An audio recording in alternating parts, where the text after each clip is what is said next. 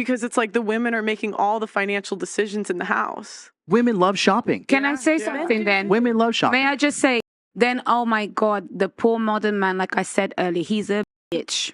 Well, and he's because he's raised by one. No, he's a bitch because he's just one, because not every single modern man out there is from a single mother home. But realistically, but the majority of them are. Denalva, you're talking to a guy that coaches men. He coaches you coach men. I coach thousands of men. Yeah. So he knows more than you do about what type of homes these men come from. Okay, that's fantastic. But I'm the one that deals with men on a more personal level because I'm a woman and I know how most of these modern men act. And can I just say more something? than what he will know, because they don't try to chat him up. Listen, listen, you're wrong. With all due respect, my love. Tell me. Okay. I talk to thousands of men for tens of thousands of hours, and I understand intimately what the problem is.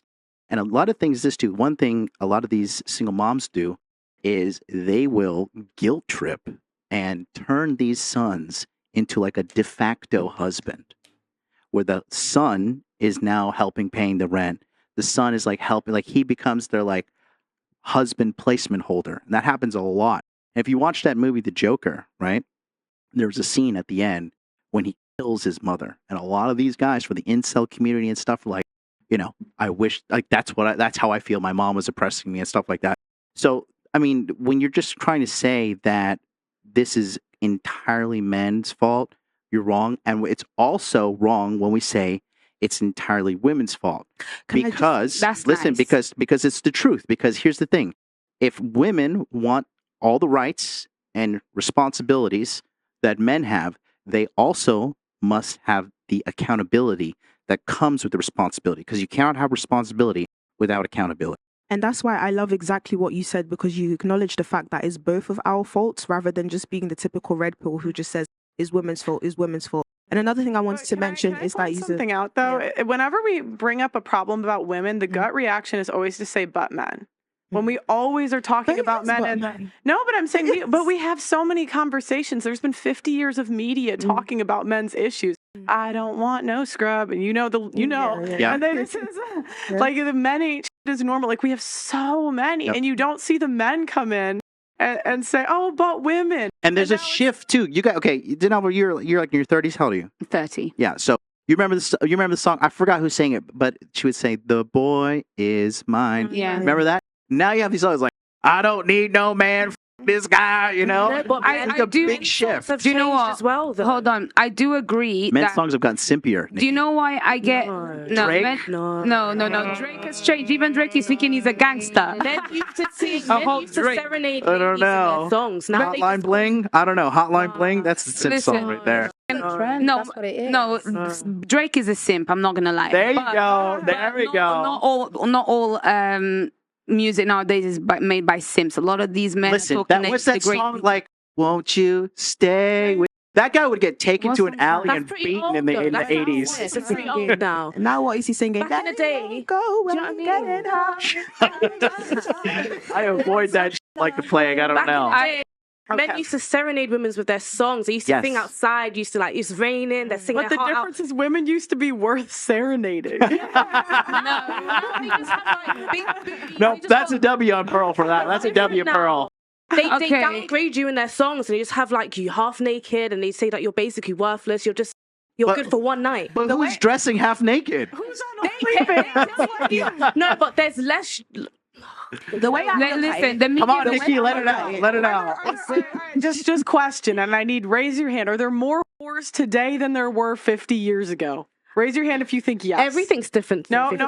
Yes. Okay. Come on. Thank you. Come on. Yeah. So is it really can we blame them for treating us like whores when there are more whores to treat like? Can I say something? This is the problem I have, right?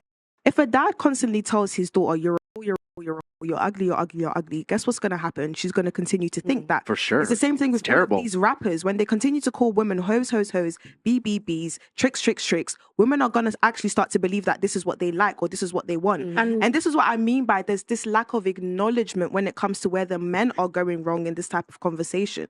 But we acknowledge it all the time in media and music, even in general conversation. It's okay, he knocked her up. Who's the accountability on? Him. Like, we have so many phrases that just, like, literally absolve women of any accountability. And so it's like whenever men have a movement, like, women feel the need to police how they speak about women. But what I feel like, sorry, can I just quickly say something? What I feel like is because I used to really be this like red pill type of thing, but now that I'm looking deep into it, what I'm scared of is that society is going to turn into what the feminist movement is turning into, which is just putting the blame on women, the way we used to put the blame on men. When are we just going to stop, pause, and try to find like a middle ground between each other? Because I genuinely feel like this is what it's turning into. It's going to turn into another movement. There's no middle ground with the way the laws are.